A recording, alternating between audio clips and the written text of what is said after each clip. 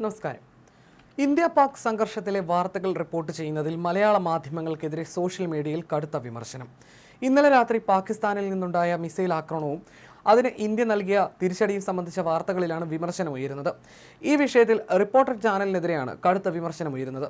ഇന്ത്യയിലെ വിമാനത്താവളങ്ങളെല്ലാം അടച്ചെന്ന് റിപ്പോർട്ടർ ചാനലിൽ വാർത്ത നൽകിയിരുന്നു. ഇത് വ്യാജ വിവരമാണ്. ഇത് കൂടാതെ ചില ഫേക്ക് അക്കൗണ്ടുകളിൽ നിന്നുള്ള വാർത്തകളും ചാനൽ പുറത്തുവിട്ടു. അജിത് ഡോവലിന്റെ എന്ന പേരിലുള്ള വ്യാജ എക്സ് അക്കൗണ്ടുകളിൽ നിന്നുള്ള വിവരമാണ് ചാനൽ പുറത്തുവിട്ടത്. ഇതാണ് വിമർശനങ്ങൾക്ക് ഇടയാക്കിയത്. IPL ലേലം വിളിയല്ല നടക്കുന്നതെന്ന് പറഞ്ഞുകൊണ്ടായിരുന്നു വിമർശനം. യുദ്ധ റിപ്പോർട്ടിംഗിൽ വിമർശനമുയർത്തി മാധ്യമപ്രവർത്തകൻ ജാവേദ് പർവേഷ് എഴുതിയ കുറിപ്പ് ഇങ്ങനെയാണ്: വിമാനത്താവളത്തിലെ സുരക്ഷ ബീഫഡപ്പ് ചെയ്തു എന്ന പത്രക്കുറിപ്പിന് വിമാനത്താവളം അടച്ചുവെന്ന് നൽകി നമ്മുടെ റിപ്പോർട്ടർ ചാനൽ. യാത്രക്കാരായ ആയിരങ്ങൾ പരിഭ്രാന്തിയിലായി. സത്യം പറഞ്ഞാൽ ഉപയോഗിച്ച് ക്ലീശയായി മാറിയ പ്രയോഗമാണ് ബീഫഡപ്പ്. ബീഫ് വിതരണം ചെയ്തുവെന്ന് പറയാത്തത് ഭാഗ്യം. ഫസ്റ്റ് റിപ്പോർട്ടർ ബ്രേക്കിംഗ് എന്ന് പറഞ്ഞാണ് അരുൺകുമാർ രാജ്യത്തെ എല്ലാ വിമാനത്താവളവും നിമിഷ നേരം കൊണ്ട് അടച്ചിട്ടത്. കറാച്ചി തുറമുഖം തകർത്തത് ആരുടെ ഭാവനയിലുള്ളതാണ്. ഫിലാഡൽഫിയ ചിത്രമെല്ലാം ഒപ്പം നൽകി. NSA അജിത് ഡോവലിന്റെ പേരിൽ ഒരു ഡസൻ വ്യാജ പ്രൊഫൈലുണ്ട്, അതിലേറെ ഫാൻ പേജുകളും. ഇതെല്ലാം നോക്കി വാർത്ത കൊടുത്താൽ മൊട്ട നിലവാരമാകും. അതുപോലെ ഡിഫൻസ് സ്പെഷ്യലിസ്റ്റായി കേരള നാട്ടിൽ നിന്ന് ഉയർന്നു വന്ന കേരള ബക്ഷി എന്ന് വിളിക്കാവുന്ന ബിനീഷ് കോടിയേരിയുടെ പേജ് നോക്കിയും വാർത്ത കൊടുക്കരുത്. ചാനലുകളുടെ പ്രശ്നം റിപ്പോർട്ടർമാർ പലരും ജൂനിയർ ആളുകളാണ്.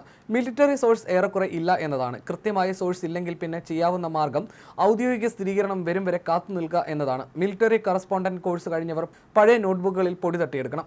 ഇന്ത്യ പാക് സംഘർഷത്തിന്റെ സാഹചര്യത്തിൽ ആവേശ കമ്മിറ്റിക്കാർ സോഷ്യൽ മീഡിയ പോരാളികളും വരുത്താൻ പാടില്ലാത്ത ചില തെറ്റുകൾ ചൂണ്ടിക്കാണിക്കുന്നു. മിലിറ്റന്റും ടെററിസ്റ്റും തമ്മിൽ വ്യത്യാസമുണ്ട്. മിലിറ്റന്റ് ഒരു ലക്ഷ്യത്തിനു വേണ്ടി പ്രത്യേക ഭരണപ്രദേശമോ മറ്റോ ആക്രമണം നടത്തുന്നവരാണ്. ടെററിസ്റ്റ് അതല്ല. പഹൽഗാമിൽ ആക്രമണം നടത്തിയത് മിലിറ്റന്റ് അല്ല, ടെററിസ്റ്റ് ആണ്.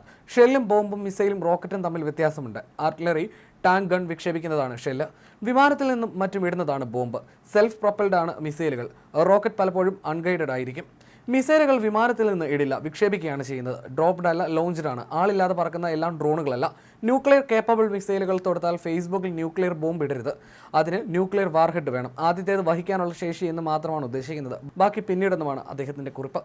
ഇതുമായി ബന്ധപ്പെട്ട് കോൺഗ്രസ് നേതാവ് VT ബൽറാമിന്റെയും പോസ്റ്റ് ഇങ്ങനെയാണ്: ഇന്ത്യ പാക് സംഘർഷവുമായി ബന്ധപ്പെട്ട് ഇതുവരെ പുറത്തു വന്നതും പൊളിച്ചെടുക്കപ്പെട്ടതുമായ പ്രധാന നുണപ്രചരണങ്ങൾ.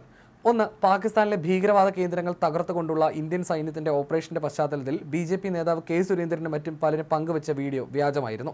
2024 ഒക്ടോബറിൽ ഇറാൻ ഇസ്രയേലിലേക്ക് നടത്തിയ വ്യോമാക്രമണത്തിന്റെ ദൃശ്യങ്ങളാണ് ഓപ്പറേഷൻ സിന്ദൂറിന്റെ എന്ന പേരിൽ പ്രചരിപ്പിക്കപ്പെട്ടത്.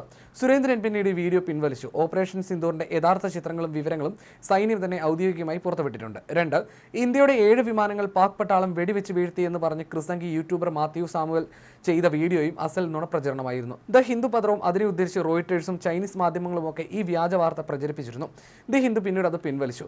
മാത്യു സാമുവലിന്റെ യൂട്യൂബ് ചാനൽ കേന്ദ്ര സർക്കാർ ഇടപെട്ട് പൂട്ടിക്കെട്ടിയെന്നും പറയപ്പെടുന്നു. 3. ഇന്ത്യൻ സൈന്യം കറാച്ചി തുറമുഖം ആക്രമിച്ചുവെന്ന് മാതൃഭൂമി ന്യൂസും മറ്റ് പലരും വ്യാജ വാർത്ത നൽകിയിരുന്നു. ഫിലഡൽഫിയയിലെ ഒരു വിമാനാപകടത്തിന്റെ ദൃശ്യങ്ങളാണ് ഇതിനൊപ്പം നൽകിയിരിക്കുന്നത്. എന്നാൽ ഇതുവരെ കറാച്ചി ആക്രമിച്ചിട്ടില്ല എന്ന് ഇന്ത്യൻ സൈന്യം ഔദ്യോഗികമായി വെളിപ്പെടുത്തിയിട്ടുണ്ട്. വ്യാജ വാർത്ത മാതൃഭൂമി പിന്നീട് തിരുത്തി. 4. പാക് മിസൈലുകളെ ഇന്ത്യ നിർവീര്യമാക്കുന്നതിന്റെ ദൃശ്യങ്ങൾ എന്ന മട്ടിൽ 24 ന്യൂസ് വ്യാജ വീഡിയോ ഇന്നലെ പ്രചരിപ്പിച്ചിരുന്നു. ഇസ്രയേലിലെ അയൺ ഡോം വ്യോമാക്രമണങ്ങളെ പ്രതിരോധിക്കുന്നതിന്റെ ദൃശ്യങ്ങളാണ് ഇങ്ങനെ വ്യാപകമായി പ്രചരിപ്പിക്കപ്പെടുന്നത്.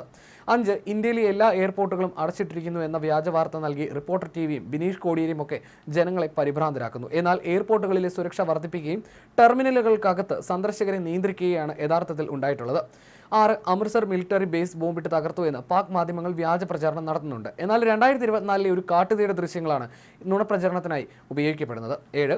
ജമ്മു എയർബേസ് ബോംബിട്ട് തകർത്തു എന്ന നിലയിലും പാകിസ്ഥാൻ വ്യാജ പ്രചരണം നടത്തുന്നുണ്ട്. എന്നാൽ ഇതിൻ്റേതെന്ന നിലയിൽ നൽകുന്ന ദൃശ്യങ്ങൾ കാബൂൾ എയർപോർട്ടിൽ മുമ്പുണ്ടായ ഒരു അപകടത്തിൻ്റെതാണെന്ന് പ്രസ് ഇൻഫർമേഷൻ ബ്യൂറോ വ്യക്തമാക്കിയിട്ടുണ്ട്.